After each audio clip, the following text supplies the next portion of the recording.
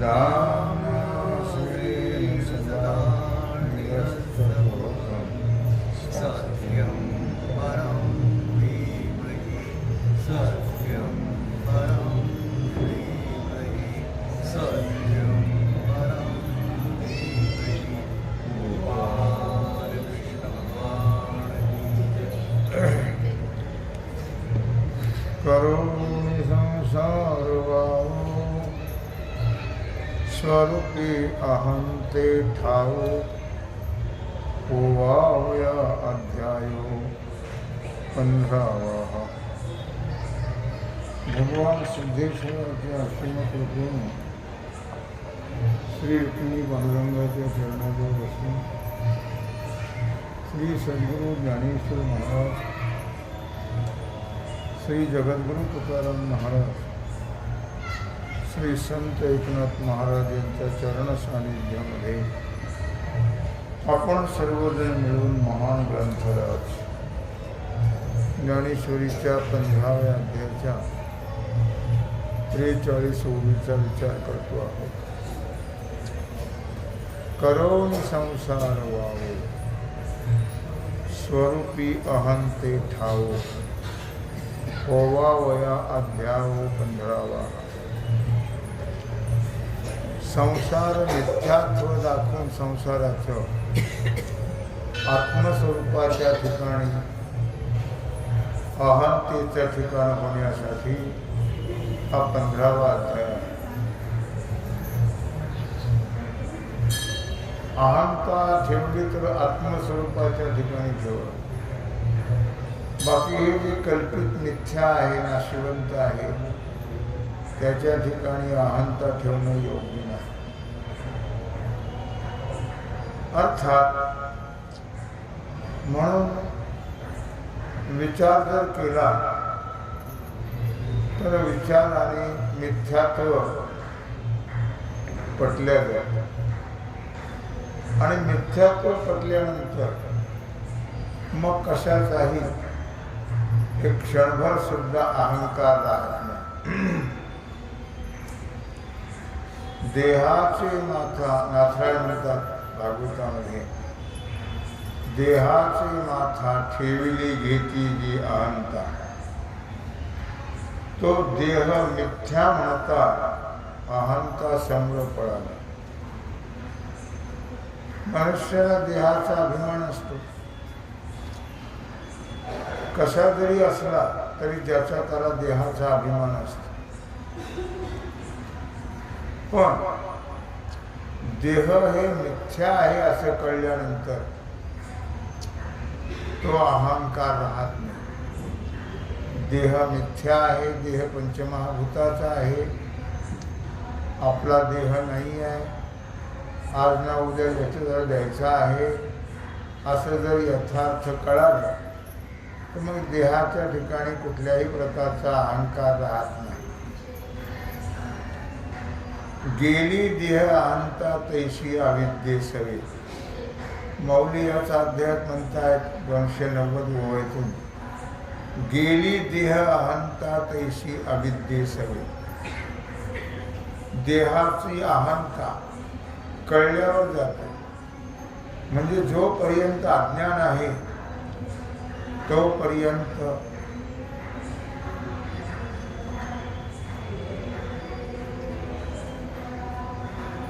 तोपर्यंत ती अहंता राहतेच.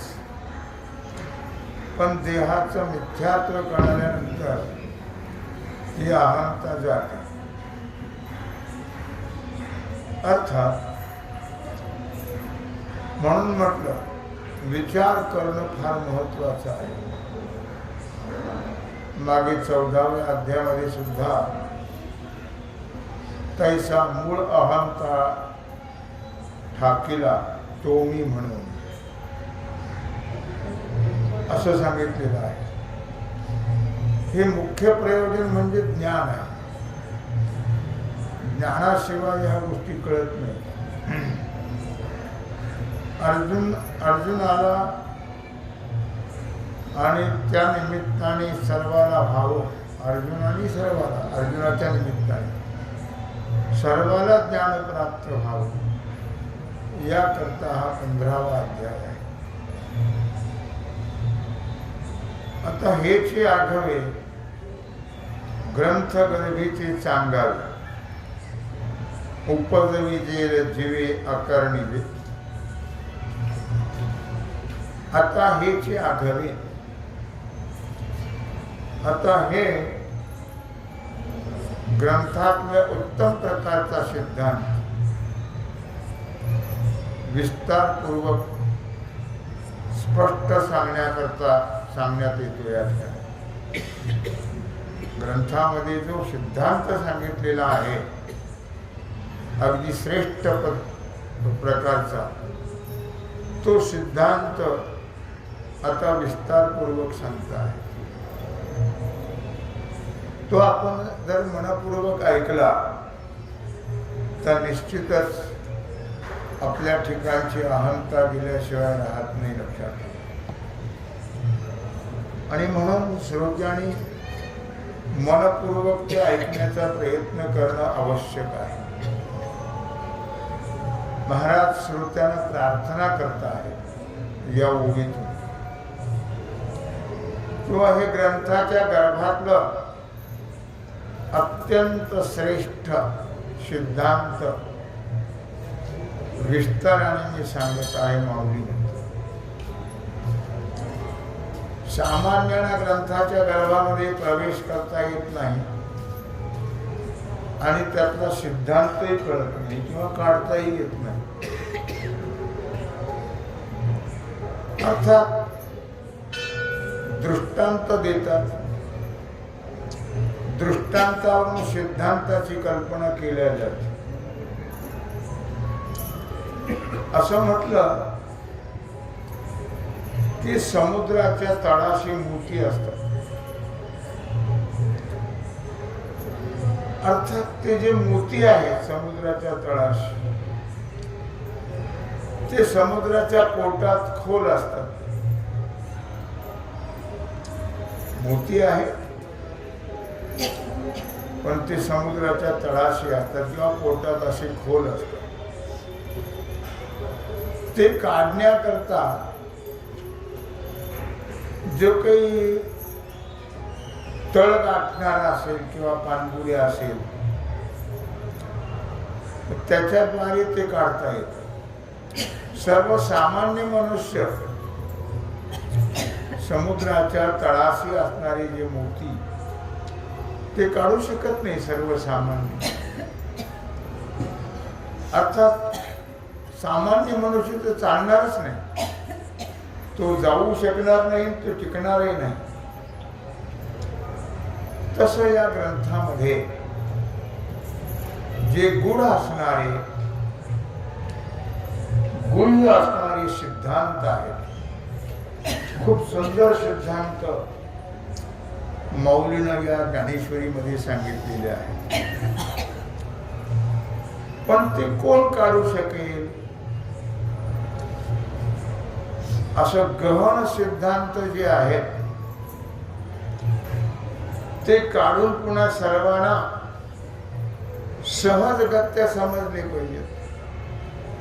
ते सिद्धांत काढायचे आणि सर्वांना सहज समजेल असं ते सोप्या भाषेमध्ये सांगायचे. त्याच्याकरता दृष्टांत दिलेले आहेत. दृष्टांताच्या द्वारा सिद्धांत कळल्या जातो. आणि म्हणून श्रोत्यांना मात्र एवढी सूचना देतात ते की जीवे आकरणीजे, म्हणजे अंतःकरणपूर्वक जर ऐकलं तर ते कळेल, नाहीतर नाही कळणार. त्याच्याकरता अंतःकरणपूर्वक ऐकलं पाहिजे. अर्थातच म्हणून म्हटलं त्याने परी ते मनाच्या कानी ऐकावे. मनाचे कान करून ऐकलं पाहिजे, म्हणजे मन एकमेव तिथं राहिलं पाहिजे. बोल बुद्धीच्या डोळा देखावे आणि शब्द हे बुद्धीच्या डोळ्याने पाहावेत. हे साठो वाटी घ्यावे चित्ताचे. या गोष्टी ज्या आहेत त्या चित्ताच्या एकाग्रतेशिवाय सापडत नाही, मिळत नाही. तुला एकाग्र चित्त झालं पाहिजे तरच हे गहन शब्द जे आहेत, हे सिद्धांत जे आहेत ते कळू शकतात. तरी महानंद समुद्र जो पूर्ण पौर्णिमा चंद्र, तो द्वारकेचा नरेंद्र ऐसे म्हणे. तरी महानंद समुद्र हा ग्रंथ जो आहे तो ब्रह्मानंदाचा सागर आहे. ज्ञानेश्वरी ग्रंथ जो आहे तो ब्रह्मानंदाचा सागर आहे. पण जसा एका जो पूर्ण पौर्णिमा चंद्र, एका पौर्णिमेच्या चंद्राशिवाय त्या समुद्राला भरती येत नाही. तो पौर्णिमेचा चंद्र आणि द्वारकेचा राजा भगवान श्रीकृष्ण परमात्मा ते असे म्हणतात, या उपक्रमानंतर माऊली ज्ञानराज आणि भगवान श्रीकृष्ण यांचं भाषण, भगवान श्रीकृष्ण आणि जे काही भाषण केलेलं आहे ते सांगण्याचा आरंभ करत आहेत माऊली ज्ञानराज. त्याप्रता प्रथम त्याचं वर्णन या ओवीत करत आहे. महाआनंद म्हणजे इतर विषयाचा आनंद नाही. इतर विषयामध्ये आनंद हा भास आहे आनंदाचा. मूळ विषयामध्ये आनंद नाहीये. लक्षात ठेवा. ब्रह्मानंद किंवा महानंद जो आहे तो विषयामध्ये तर नाहीच आहे. विषयामध्ये आनंदाचा भास आहे असं वाटतं आपल्याला. जसं चहा गोड आहे, लाडू गोड आहे, पण लाडू गोड नाही, चहा गोड नाही, काहीच गोड नाही. त्यातली साखर गोड असते. त्याप्रमाणे विषयामध्ये आनंद नाही आहे. विषयामधला जो आनंद आहे तो आत्मानंद आहे, तो ब्रह्मानंद आहे. पण आपल्याला असं वाटतं तो विषयाचाच आनंद आहे. तो विषयाचा आनंद नाही आहे. लक्षात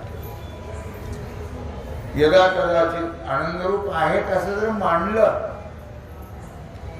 तरी महानंद त्यात नाही. क्षणिक आनंद आहे. कुठल्याही विषयामध्ये क्षणिक आनंद आहे, तेवढ्या पुरता.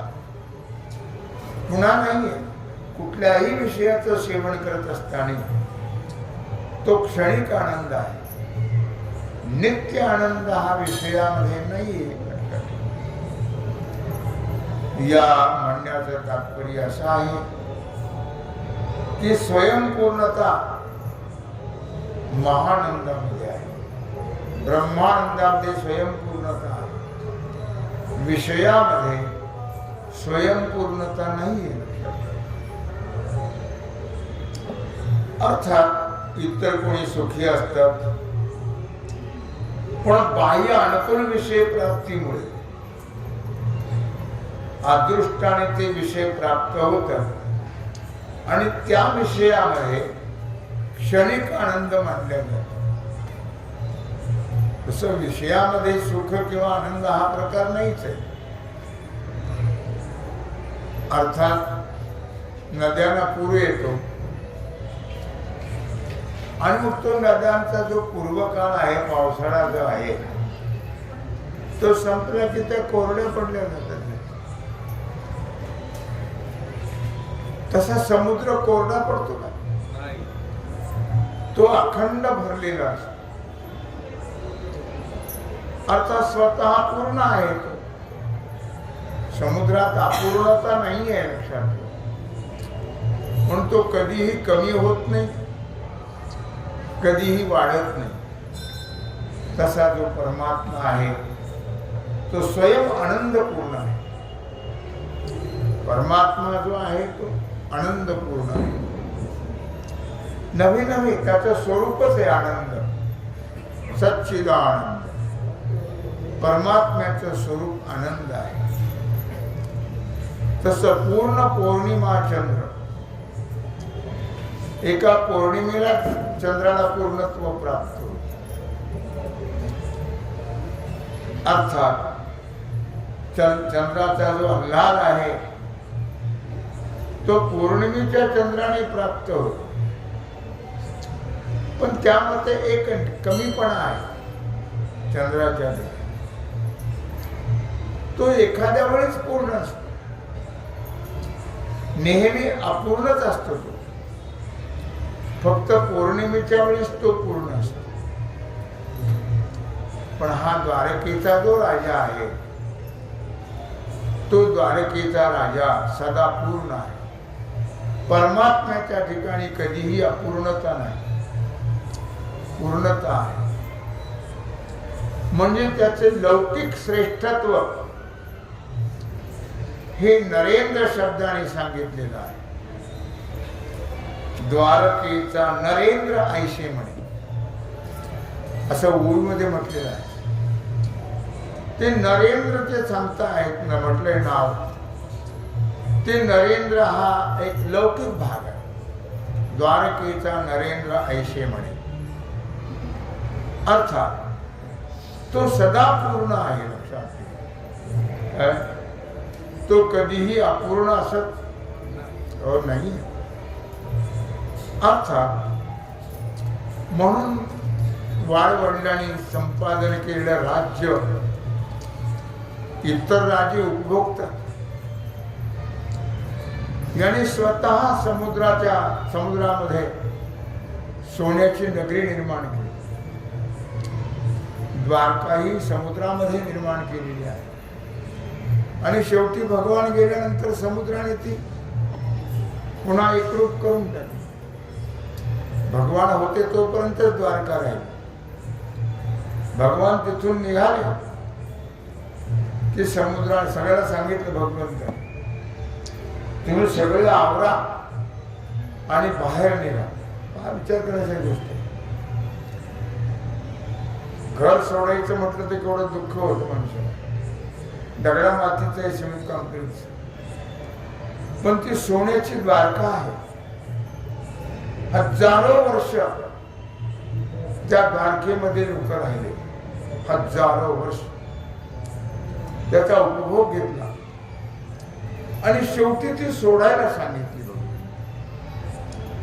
सोडायला सांगितले म्हणजे बिराड घेऊन नाही, तुमचं सामान घ्या, पुस्तकं घ्या आणि बाहेर पडा असं नाही. असंच अंगाच्या कपड्याची बाहेर. आणि तशीच्या तशी सगळी द्वारका भरून समुद्राला बोलीच केली होती. त्याप्रमाणे ते समुद्राने द्वारका भरून टाकली. अर्थात सोन्याची नगरी होती, गोष्ट खरी आहे. अपूर्व नगरी होती ती सोन्याची. तिथं राज्य केलं भगवंता. द्वारकेचा राणा म्हटलं, द्वारकेचा राजा. त्या द्वारकेचं राज्य भगवंताने केलं. अर्थात रुक्मिणी स्वयंवरामध्ये याचं द्वारकेचं खूप सुंदर वर्णन केलेलं आहे. अर्थात तसं श्रीमद भागवत त्याच्या दशमस्कंदामध्ये द्वारकेचं खूप सुंदर वर्णन केलं आहे.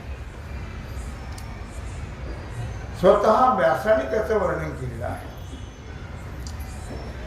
अगापै पंडकुमारा एका स्वरूपाची या घरा, करीतसे आडवारा विश्वाभास जो. आगापै पंडुकुमारा, अरे बाबा अर्जुना, एका स्वरूपाची या घरा, आपण आपल्या स्वरूपाकडे येत असताना हे विश्वरूप दृश्य जे आहे ते मध्ये अडथळा निर्माण करते. मनुष्याला उत्तम अमोल मनुष्य देह दिला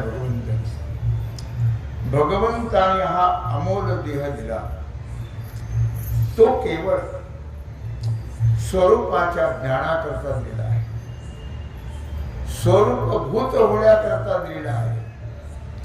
पण हा विश्वाभास मध्ये आडवा येतो आणि त्या मिथ्या विश्वाभासाच्या मिथ्या मोहामध्ये जीव अडकला जातो आणि आपल्या मूळ स्वरूपाला तो विसरून जातो.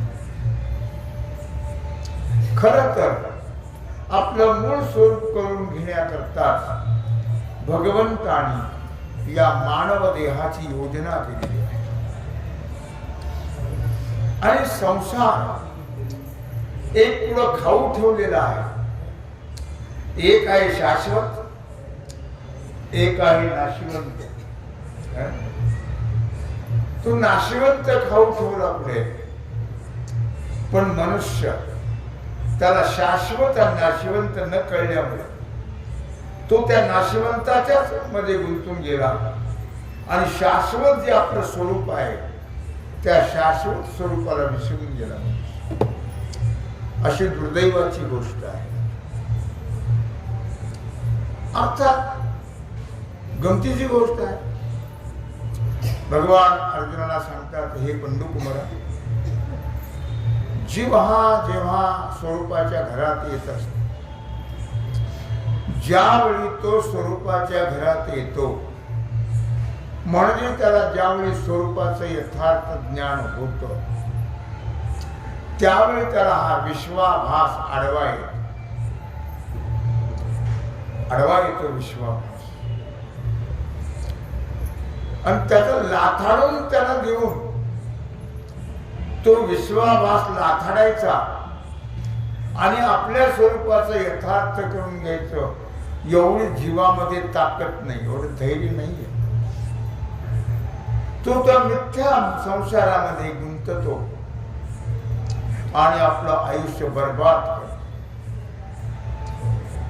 त्या मोहात, त्या ममत्वामध्ये, त्या खोट्या सगळ्या तादात्म्यामध्ये या विश्वाभासाच्या ज्या गुंततो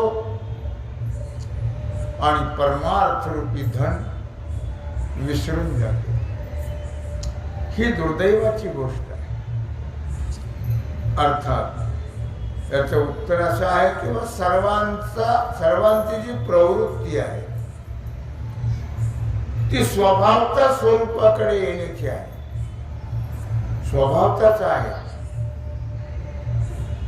म्हणजे प्रत्येकाला स्वरूपाकडे येणं म्हणजे काय, तुम्ही याचा काय अर्थ करू शकाल? प्रत्येकाची आपल्या स्वरूपाकडे येण्याची तळमळ असते. स्वरूपाकडे येण्याची तळमळ म्हणजे काय? आपण अमर व्हावं हे सगळ्याला वाटतं. आपण अमर असावं, आपण कधीही मरू नये. अमरत्व हे स्वरूप आहे आपल्या लक्षात. कधीही ज्याचा नाश होत नाही ते आहे अमरत्व आणि ते आहे आपलं स्वरूप. मग त्या स्वरूपाकडे येण्याची प्रत्येकाची तळमळ असते. म्हणून याचा अर्थ असा की अमर होण्याची प्रत्येकाला तळमळ आहे. आपण नित्य असावं, आपला नाश होऊ नये, आपण मरू नये, आपण अमर असावं, अखंड असावं, ज्ञानी असावं, काय स्वरूप स्वातंत्र्य असावं. ही सर्वांची स्वभावता प्रवृत्ती आहे. वाटतं तसं फक्त, पण ते वाटणं म्हणजे स्वरूपाकडे येणं नव्हे. स्वरूपाकडे येण्याकरता या सगळ्याला लाथाडून अभ्यासच करावा लागतो. तरच मनुष्य आपल्या स्वरूपाकडे येऊ शकतो. लक्षात ठेवा.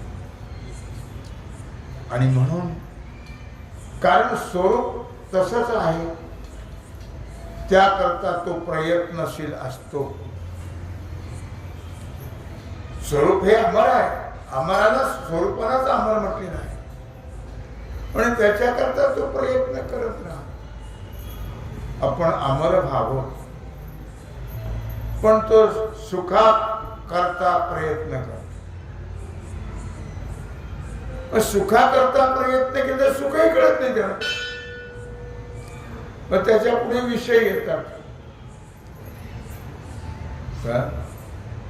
ज्यावेळी स्वरूप प्राप्ती करून घ्यावी असं वाटतं त्यावेळी विश्वाभास आडवा येतो. ज्यावेळी सुखरूप व्हावं असं वाटतं त्यावेळी त्याच्या पुढे विषय येतात आणि त्या विषयामध्ये तो अडकून जातो, त्या विषयामध्ये तो गुंतून जातो. त्याला असं वाटतं देहाचा आत्मा आहे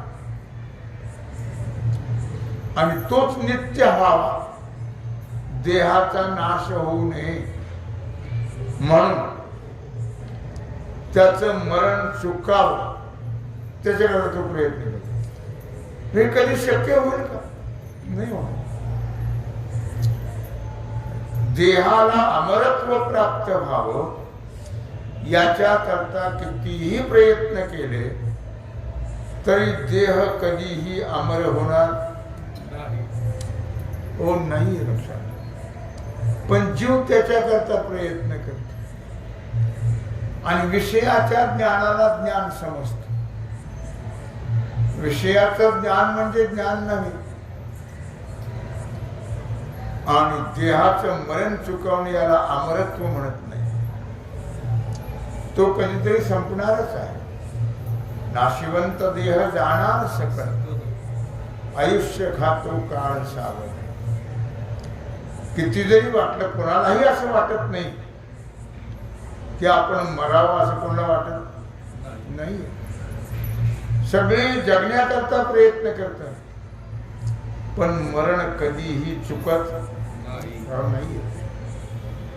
देहाचा नाश हा ठरलेला आहे. एक ना एक दिवस या देहाचा नाश हा होणारच आहे. पण ते कळत नाही मनुष्याला. याचा परिणाम ज्ञानाचे ते अंधारे ज्ञानाशी करी. याचा परिणाम मनुष्याला ज्ञान न होता त्या अज्ञानातच तो राहतो. संसारिक देहादिकांचं सत्यत्व अर्थात त्या स्वरूप सत्यत्वाला प्रतिबंध करते. लक्षात आलं का? संसारिक देहादिकाचं सत्यत्व जे आहे ते स्वरूप सत्यत्वाला बाधा करतो निर्माण. सत्य नाहीच आहे संसार आणि देहही सत्य नाहीये, पण ते सत्यत्व जो आपलं स्वरूप आहे त्या सत्यत्वाला ते प्रतिबंध करते आणि मग त्याच्याच मागे लागतो मनुष्य. खरं सोडतो आणि खोट्याच्या मागे तो पडत राहतो. वृत्ती ज्ञान स्वरूप ज्ञानाला प्रतिबंध करते. वृत्ती ज्ञान स्वरूप ज्ञानाला प्रतिबंध करते. विषय सुख आत्मसुखाला प्रतिबंध करते. विषय सुख हे आत्मसुखाला प्रतिबंध करते. एखादी ज्या वस्तू आवृत्त असते, झाकलेली असते, अर्थात त्यावेळी त्या आवरणानंतर विक्षेप निर्माण होतो. काय वस्तू असेल बा, कशी असेल, चांगली असेल का वाईट असेल, योग्य असेल का अयोग्य असेल, अशा प्रकारचा विक्षेप निर्माण होतो आणि मग कुठलंही ज्ञान उत्पन्न होतं. कशाची कल्पना मनुष्य करत राहतो. कारण मनुष्याचं मन तर फार विचित्र आहे. जे नेहमी वाईटाची कल्पना करत राहत मन चांगली कल्पना करत नाही. मनुष्याने नेहमी पॉझिटिव्ह विचार करावा का निगेटिव्ह करावा? पॉझिटिव्ह नाही करत मनुष्य. नेहमी निगेटिव्ह विचार करतो, विरुद्ध विचार करतो. चांगला विचार कधी माणसाच्या मनात येतच नाही. चांगले विचार जर मनात आले तर नक्की देव आपल्या स्वप्नात रोज येईल. कधीतरी येतो का? पंढरपुरात गेल्यावर तर येतो का? नाहीये. त्याचा अर्थ आपले जे विचार आहेत ते नेहमी विरुद्ध विचार असतात, काल्पनिक विचार असतात, मिथ्या विचार असतात आणि म्हणून स्वरूपाला ते आडवे येतात. म्हणून त्यामुळे स्वरूप कळत नाही. लक्षात. मनुष्याच्या ठिकाणी विपरीत भ्रम आहे, विपरीत भ्रम आहे. पण जे भासतं ते नाही आहे, पण भ्रमाने ते सत्य वाटतं. जगत सत्य आहे का भ्रम आहे? जगत सत्य नाही आहे. सत्य वाटणं हा भ्रम आहे. लक्षात. याचा विचार आपल्याला पुढे येणारच आहे. आणखी दोरावर सर्पासून नसून भासला का असून भासला? नसून भासला.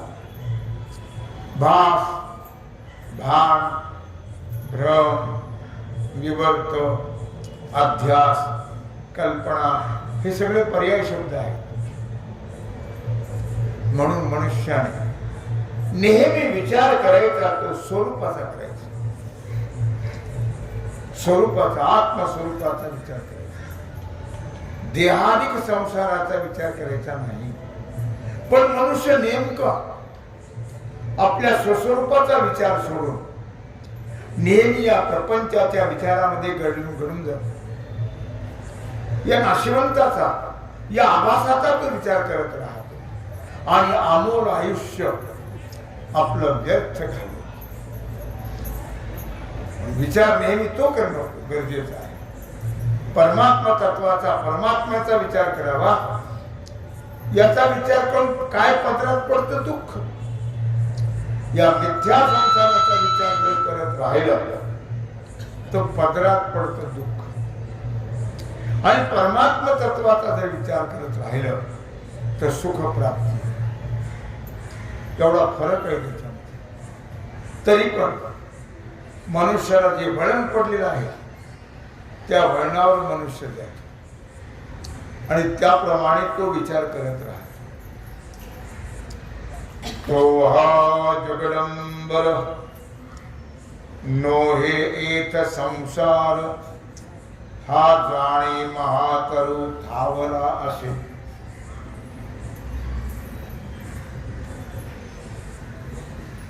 तो हा जगदंबर नोहे एक संसार, हा जाण महातरू थावला असे. ते हे जे विश्वरूपी दृश्य आहे ना, हे जगदरूपी जे दृश्य आहे त्याला संसार म्हणत नाही. लक्षात. हा एक फार मोठा बळावलेला वृक्ष आहे.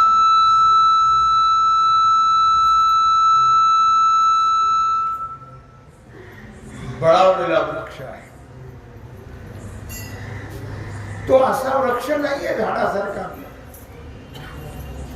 याकरता याचा कोणालाही अंत लागत नाही. या संसार रूपी जो वृक्ष आहे हे जे जगदंब आहे, लक्षात ठेवा, त्याचं जे विशालत्व आहे, या जगदंबराचं जे विशालत्व दाखवलेलं आहे तो म्हणजे संसार नव्हे. एक लक्षात ठेवा. एक बळावलेला मोठा महावृक्ष आहे असं अर्जुना लक्षात ठेव. म्हणून याला महातरू असं म्हटलेलं आहे. याचं स्वरूप काय आहे? हा तरू कोण आहे आणि याचा विस्तार कसा आहे याचा सूक्ष्म विचार या अध्यायामध्ये केलेला आहे. उत्तम प्रकारे भगवान अर्जुनाला हा विचार या ठिकाणी सांगत आहे. किंवा येणकेन प्रकारे जीवाला हे स्वरूप कळावं आणि या संसाराचं मिथ्यात्व कळावं, हा अट्टाहास भगवान श्रीकृष्ण परमात्मा अर्जुनाला निमित्त करून करतात. केन प्रकारे संसाराचं स्वरूप कळावं आणि आत्मस्वरूप कळावं. संसाराचं स्वरूप कळावं की मनुष्याच्या ठिकाणी निश्चितच वैराग्य प्राप्त होते आणि वैराग्य प्राप्त झाल्यानंतर म्हणजे त्याग बुद्धी होते, स्वरूप कळाल्यानंतर आणि मग त्याला ज्ञान होते आणि यथार्थ ज्ञान झाल्यानंतरच त्याचं जन्म मरणाचं दुःख समाप्त होतं. असा विषय भगवान श्रीकृष्ण परमात्मा मोठ्या कुशलतेनं अर्जुनाला सांगता आहेत. तेव्हा झालेली सेवा भगवत चरणी समर्पित करून राहिलेला जो सेवेचा भाग तो आपण उद्या कुंडली कवरदे